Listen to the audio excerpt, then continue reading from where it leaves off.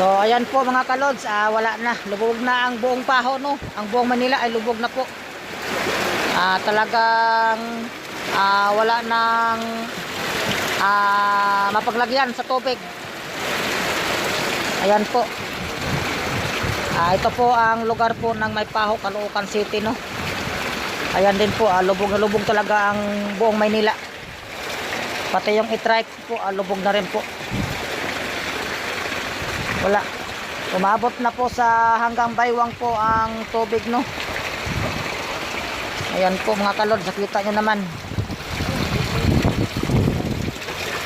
Pati rin doon mga kalod, wala na talaga, oh. Talagang hanggang ngayon ay tuloy-tuloy pa rin ang pag-ulan, no? Ayan na po, lubog na talaga ang Paho.